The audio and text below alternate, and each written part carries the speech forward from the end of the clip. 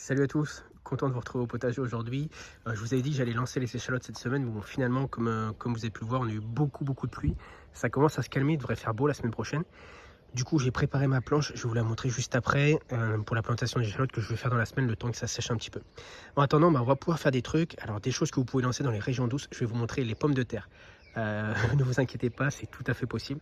On va faire des pommes de terre, là on va les mettre à germer, on les lancera en février dans la serre. Sinon je vous montre rapidement au potager ce qu'on a actuellement. Alors on a surtout des engrais verts ici avec de la moutarde que je viendrai faucher fin février, début mars, donc juste après la floraison. Ça me servira aussi en apport en biomasse au niveau des planches. Ici c'est plutôt un mélange avec des algues et du compost. Là-bas on a des algues, compost aussi. Et sur cette planche-là, on est plutôt sur du fumier et un paillage par-dessus. Et après, les autres planches, pareil, là-bas, on a plus du fumier de poule. Enfin voilà, j'essaie de diversifier les apports en fonction des cultures qui vont être faites. Là, c'est la planche que je viens de préparer. Donc en fait, j'ai retiré toutes les mauvaises herbes qui étaient en surface pour les échalotes. Comme ça, elle va sécher un petit peu. L'avantage de faire sur des sortes de petits carrés comme ça, c'est que le sol est légèrement surélevé et qu'on a vraiment un meilleur drainage. Alors vous voyez, c'est quand même bien humide encore.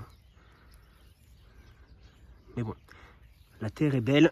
Là, j'ai pas besoin de faire un apport supplémentaire au niveau du sol, parce que voilà, les échalotes se contentent d'un sol assez pauvre, mais voilà, voilà, c'est un sol qui est vraiment parfait pour la plantation. Donc là, on va juste attendre que ça sèche, et je promis, je vous mets la vidéo soit dans la semaine, soit dimanche prochain. En tout cas, je vais vous montrer ce qu'on peut faire. Il y a 2-3 choses qu'on peut lancer ce week-end quand même. Pommes de terre. Alors, on va pas les lancer tout de suite. Par contre, je les ai achetées il y a une petite semaine. En fait, c'est pour les faire germer dans la maison tout le mois de janvier, et on fera une plantation en serre à partir du mois de février. Donc, vous voyez, là, du coup, vu qu'il fait pas trop mauvais, j'ai ouvert la porte de la serre pour aérer un peu dans la journée, pour évacuer l'humidité. En tout cas, voilà, prévoir une variété précoce. Donc vous voyez là, j'ai pris la belle de Fontenay, donc variété très précoce, hein. C'est une culture sur entre 60 et 70 jours, ce qui fait que là, en les plantant début février, on va avoir une récolte qui va avoir lieu vers le mois d'avril, ce qui fait qu'après la récolte, on pourra tout de suite enchaîner avec les tomates, ce qui fait qu'on optimise vraiment la surface dans la serre. Alors par contre, c'est à faire plutôt dans les régions douces, hein, parce qu'il ne faudrait pas qu'il y ait trop de gelée à partir du moment où on va lancer la culture. Donc là, pour les faire germer, en fait, je les mets dans la maison, dans une pièce lumineuse. Il ne faut pas les mettre dans le noir, parce que ce qu'on va rechercher, nous, c'est plutôt des petits germes bien robustes. Donc il faut compter à peu près un mois entre le moment où vous allez les mettre à germer et le moment où vous allez les planter. Donc voilà, si vous les plantez courant février, eh ben, c'est bien de les acheter maintenant et de les mettre à germer. Je vous mets un petit lien si vous voulez les acheter, vous avez 10%. D'ailleurs, c'est pareil pour les échalotes. Si vous souhaitez acheter les échalotes, vous ne l'avez pas encore fait, je vous mets un lien dans la vidéo, dans la description, pour commander vos échalotes. Vous avez une remise de 10% dessus. Alors moi, perso, je vais replanter mes échalotes de l'année dernière, parce que voilà, j'en ai pas mal. Mais si jamais ça vous intéresse, vous pouvez, si vous n'en avez pas de l'année dernière, vous pouvez en acheter. Ça coûte pas très cher, c'est aux alentours des 6 € un paquet. Avec 500 grammes, on a largement de quoi faire en échalote. 500 grammes, ça vous fait à peu près 4-5 kg de récolte. Donc c'est, voilà, je pense que c'est suffisant pour tenir une année. Moi, en général, je suis entre 500 et 700 grammes de plantation. Donc les pommes de terre, pareil, ça vous pouvez préparer.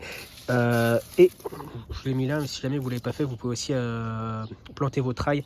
Alors sur le mois de janvier, on va plutôt faire de la plantation de l'ail blanc. Moi, je l'avais fait au mois de novembre, ail blanc. D'ailleurs, vous pouvez en faire en serre. Je vais vous montrer juste après les plants d'ail dans la serre. Vous pouvez en faire aussi en serre, ça pousse très bien. Ça pousse même mieux si jamais on a un temps très pluvieux dans l'année, parce que l'ail n'aime pas les excès d'eau. Ail blanc en janvier, et si vous voulez planter de l'ail plutôt en février, l'ail rose, ça va se planter lui en février. Alors cette semaine, on peut quand même lancer quelque chose. Moi, ce que je vais faire, c'est que je vais faire mes semis d'oignons. Je les avais pas fait, je voulais les faire en novembre, j'ai un petit peu raté le coche. Du coup, je vais les faire ici. Et en fait, je les fais, mes oignons blancs, je les fais dans une petite caissette. Bon, je ramasserai après. Voilà, une petite caissette. C'est un peu la même caissette que pour les patates, que je remplis de terreau. Alors, c'est pas un terreau à semis que j'ai utilisé, hein, mais il est quand même vraiment fin. Ça, c'est le terreau que je vais utiliser cette année. Donc je l'ai pris au même endroit que j'ai pris les échalotes et les pommes de terre. Donc si jamais ça vous intéresse, je vous mets le site avec, vous pouvez tout commander en même temps. Ça vous fera du coup une remise de 10%, c'est plutôt intéressant. Vous voyez, il est carrément fin pour un terreau de plantation. C'est vraiment pas mal. Si jamais on veut vraiment semer des petites graines, à la limite on peut le tamiser un petit peu, mais il n'y a pas de branche. L'avantage c'est qu'il est en plus enrichi. Donc voilà, il est utilisable en agriculture biologique bien sûr. Et là, pour mes oignons, je vais tout simplement préparer ma petite caisse comme ça, et après on va recouvrir avec les graines. Alors voilà, je vous prends un petit paquet. Vous allez voir, les graines elles sont minuscules. C'est un peu comme les graines de poireau. Voilà. Donc là, je vais simplement en mettre un petit peu partout dans la caissette. Donc, je fais ça tout simplement à la main. On met vraiment, on essaye d'en mettre partout.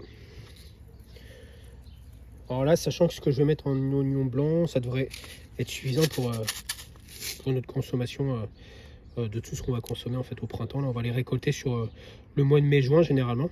Et en frais, c'est vraiment excellent. Donc je mets environ la moitié du paquet. C'est suffisant. Derrière, on va recouvrir là très légèrement. Donc en gros, je fais une grosse poignée comme ça pour toute la surface. En essayant de bien étaler, de recouvrir toutes les graines. Et après, là, faut pas tasser trop fort. Comme les graines sont petites, donc je fais juste à la main comme ça. Voilà. Et je vais aller chercher l'arrosoir. Pour l'arrosage, on choisira plutôt une petite plus fine, hein, pas quelque chose de trop violent pour pas faire ressortir les graines. Et on va l'imbiber plusieurs fois pour que ça pénètre vraiment bien tout le terreau. Voilà. Et sans trop forcer pour pas faire ressortir les graines. Voilà, mais là, normalement, c'est nickel. Alors, ce qu'on fait avec les oignons blancs après, ce que je vais faire, c'est que moi, je vais mettre la petite caisse dans la serre. Ça va mettre un petit peu de temps à germer, il faut compter environ 3 semaines, mais c'est des petits oignons blancs qu'on repiquera en pleine terre sur le cours du mois de mars. Donc soit en extérieur à peu près vers la mi-mars, soit en serre. En serre, ça poussera un petit peu plus vite. Donc voilà, là la caisse, on va simplement la poser dans la serre. S'il gèle, c'est pas trop grave. Voilà, ça met un peu de temps, mais en tout cas c'est quelque chose qui pousse très très bien en ce moment. Vous pouvez faire chez vous. J'ai mis la petite caisse avec les oignons blancs dans la serre, donc c'est avec les boutures et tout le reste, enfin les agrumes aussi. Là je suis en train de récolter mes derniers navets boule d'or qui étaient dans la serre ici. Donc il me reste plus beaucoup, il me reste une petite dizaine, une petite main de Bouddha pour faire un petit peu de zeste à la maison. Et je voulais vous montrer rapidement, avant de terminer pour aujourd'hui, voilà l'ail qui est en serre. Donc l'ail se développe plutôt bien en serre. D'ailleurs ici il nous reste un plant de poivrons. Mais j'ai mis de l'ail tout le long de la serre comme les dernières, ce qui fonctionne plutôt bien. Alors en tout cas sans faute, dans ce qui va arriver dans la semaine, on va avoir le calendrier des semis que je ne vous ai pas mis encore, mais je suis en train de le finaliser. Donc il sera dispo d'ici une petite semaine, j'espère peut-être pour le week-end prochain. Sinon il y aura un short, une petite vidéo courte sur la plantation du gingembre. Et peut-être dans la semaine aussi les échalotes si j'ai le temps de le faire début de semaine. Ou sinon ça sera pour le week-end prochain. Voilà, je vous souhaite à tous une excellente semaine à tous. N'hésitez pas à vous abonner si vous aimez les aventures au jardin et si vous souhaitez vous lancer dans l'aventure cette année. Et on se retrouve dès la semaine prochaine pour continuer les plantations de ce début d'année. Allez, ciao ciao!